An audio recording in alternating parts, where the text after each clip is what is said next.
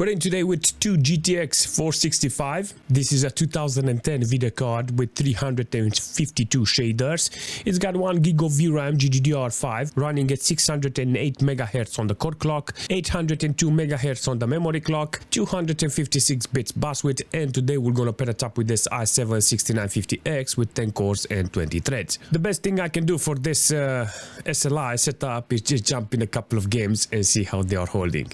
Let's go. All right, let's see how the GTX 460 sounds here, because if you put it on 100%, I think I'm gonna keep it there because I want the video card to be cool. You know, it's a Fermi video card, so yeah.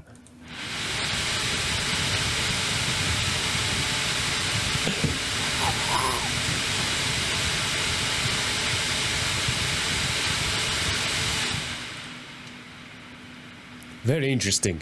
They are loud. Let's start with Battlefield 3. This is not a 1080p video card, and I think with 720p I have a standing chance here. The best thing I can do is put it with 720p and get from low details to highest details and see which one is the best. Alright, this is low detail. Oh yeah, definitely working really nice. So I got automated fan here with this, and he's doing a fantastic job on the temperature side. On the fan speed, because it's Fermi, you know, Fermi nickname, you're gonna get high temperature, but if you put the right settings, you have a standing chance, and I freaking love this idea.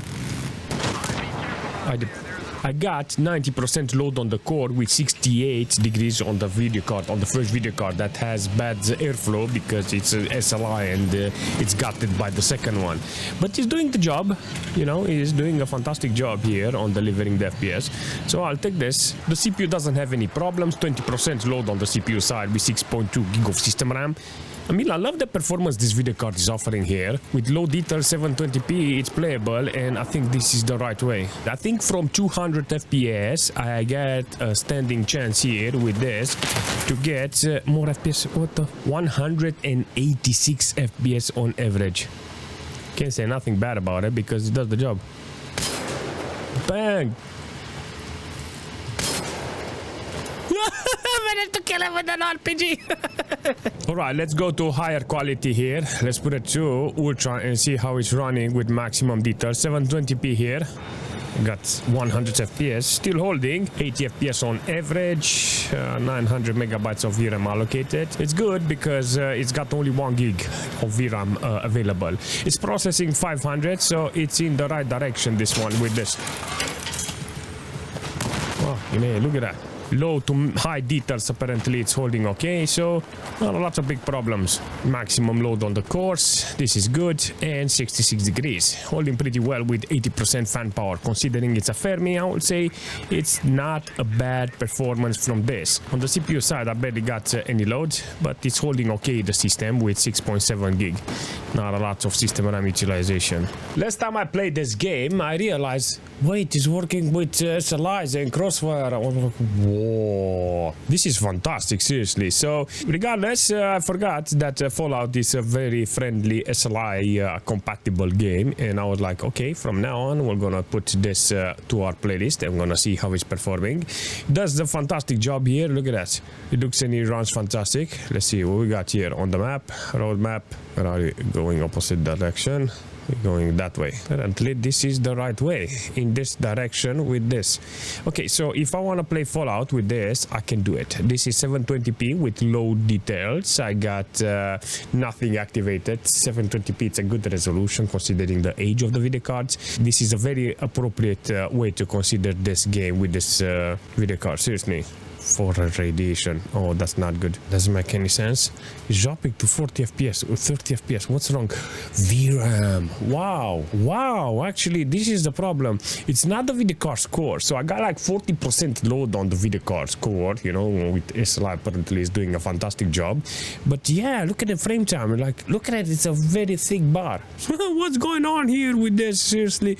I mean, that's the only explanation I have. 980 megabytes of VRAM allocated, 700 process. It's doing a lot of work here, seriously. If I want to play the game, I can do it. So I need to set up the game in such a way that I have enough VRAM and enough performance from the core. So the core doesn't have any problems. The only thing I have to consider is the VRAM. I like it, you know. I like the performance it's offering here. It shows me that some games are very good with this. Look at that, 1005 megabytes of VRAM allocated and 680 process. It's possible to play the game. That's it. I think there is a possibility here with 720p with low details. So I remember playing it with an old 480 or something like that, and it had similar or a little better performance. I'm gonna be very honest, I can't remember, but it was not a bad performance. You know, I think this is the way to go with games like this. Or if I take this video card and I run it into an XP machine or Windows 7, that will be very interesting with the older titles. It needs to be tested in the future with different type of games and systems. Until now, everything is good. It shows potential, this 465. Seriously, this is an awesome performance. Warframe apparently is doing a fantastic job on utilizing this SLI with 900 megabytes of VRAM allocated. Is doing exactly what I need. Look at that. Come on, you plonker. I'm gonna take this and see how it's running with this amount of performance here. I got low details with 720p and it's holding. I think there's a lot of things I can put here. I can utilize this combination to get more quality if I'm interested. But yeah, it does. It does a fantastic job here on utilizing the system with 100% load. Nah, come on, you plonkers. On the system side, I got a lot of performance there. 8.8 gig of system RAM. Not a bad performance from this computer. Shows you that it's holding pretty well in this case with this SLI. 900 megabytes of VRAM is good. 8 gig of system RAM is good. So all in all, I can say the computer is holding really nice. Fully powered and working really nice.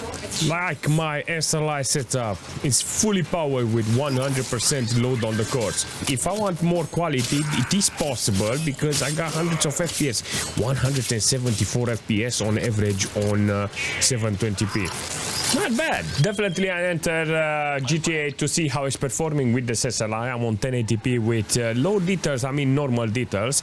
And I'm online because it's utilizing the VRAM at maximum. I don't think I'm going to have problems here because of the VRAM. And on the system side, I got like 33% load on the CPU.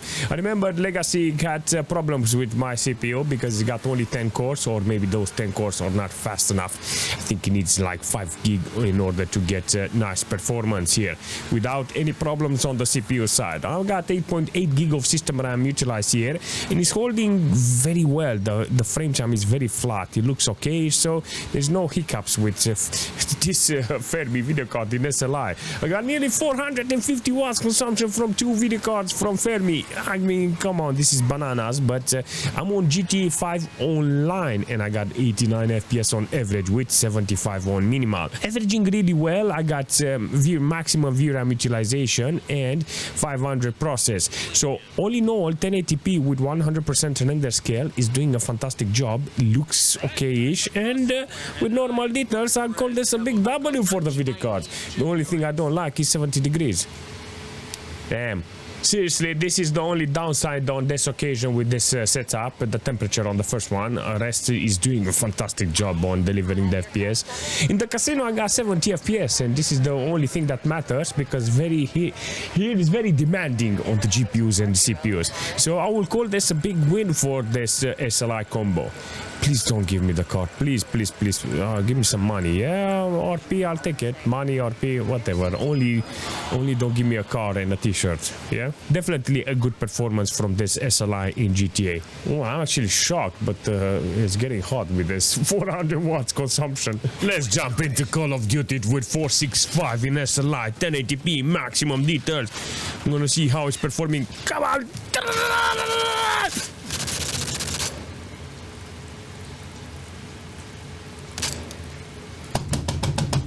Restart again. Let's see what's going on here with 1080p with this video card, with this SLI setup. A nice performance, only 40% load here because I got 1080p with maximum details, and it's doing great. Like I have 40% load on the cores. I got 855 megabytes of VRAM. I got 1 gig of VRAM utilized. If I want to play the game with this, apparently it doesn't have any stress. The only thing that matters is I got good temperature on this GTX 465 because it's an old Fermi video card. You can say it's kind of well known to be cool. You know, they look cool, they run cool, but they need to have cool temperature in order to get the job done here. I did only 6.2 gig of system RAM utilized and less than 10% load on the CPU. CPU doesn't have any stress, so I'll call this a big W for this machine. I think with an older CPU I can get the same performance with this 465, but I have to consider this only one video card. Apparently it's enough. I got 38% load on both of the video cards, so I think with the video card it's gonna be the same performance but a little loaded in this case.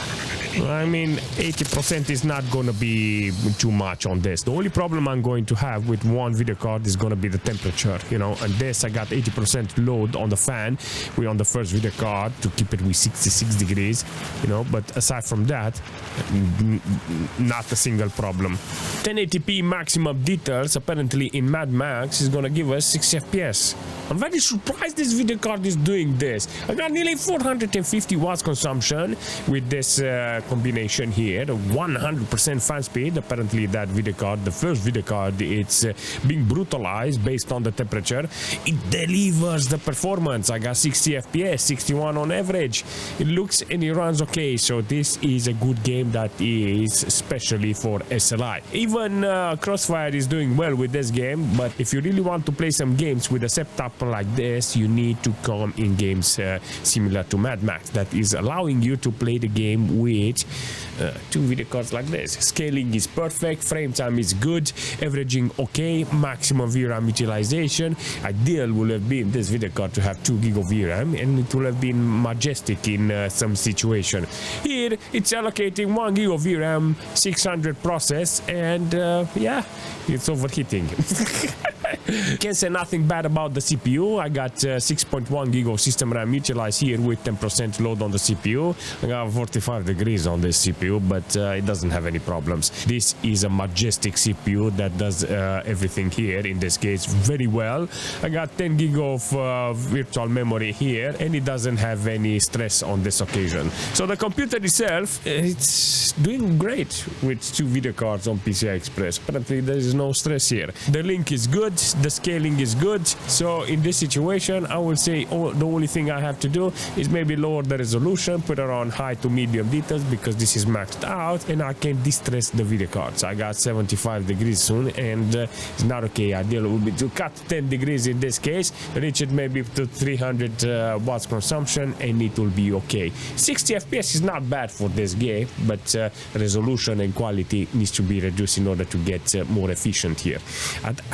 It's working, but it's not worth it. Definitely we're jumping in Far Cry with this combination. I got 1080p with maximum details, but it's set up with DirectX 9. Look at this, it says DirectX 9 there. I got 70 FPS here. It's holding okay, it doesn't have any problems, but you got some effects, MSA or something like that, and anti-aliasing, they are all cut off in this situation with this DirectX. I think this is the way because it offers me on 1080p with maximum details a different type of performance. I mean, quality wise it looks good, it looks gorgeous, you know, but if you want more, I think DirectX 11 is for more powerful video card. Look at this, I got 500 watts consumption. It's squeezing the life of this setup, you know. So maximum load, maximum VRAM, 700 megabytes allocated, but it's working really nice. 73 degrees. I think this video card and this setup needs an external fan. I tried to put it before, but it started can't block it because the fans were, it was so moving around because the cables are very irregular. I have to find a way so I can put some fans on the side to blow from the back in front. Work in progress with SLI, seriously. I like this setup, how it's performing here. It's very loud, 100% fan speed on the first video card to keep it with 73, 74, but based on the temperature that you get with the GTX 480, 465 here with SLI, and blocked by the second one that is heated up and giving a lot of temperature, I mean heat, to the first one, I say this is not bad, you know. 740 on the megabytes allocation and 469 process. Quality wise, kind of nice. A lot of wattage, nice averages, looks and it runs okay. On minimal I got 62 FPS with 54 on 1%. Frame time is flat, MS is good. Can't say nothing bad because this is the type of game that you need to put on a video card like this. So I really like it, seriously. Far Cry for this setup. Does it run Crysis on 1080p with low details? I'm gonna see how it's performing because it's a very interesting question to answer here with this system. I mean, 465 in Crysis needs to work really nice. I got hundreds of FPS. Let's do a reset here. Look at that. Let's do some remodeling here. Oh, it didn't break the house. Why it doesn't break this one? What's wrong? Maybe because it's low details. Maybe it needs to be higher. Never thought I can put a drill on the roof. It's so fantastic, seriously. Oh no. Now I'm on very high. Can actually see it's dropping below 60 FPS. And all of my stats on the video card has gone. What the is going on? Do I have to give it a restart? Look at it. Look at it. Is this Crysis 408? But it's running. Let's restart. Oh, it's glitching.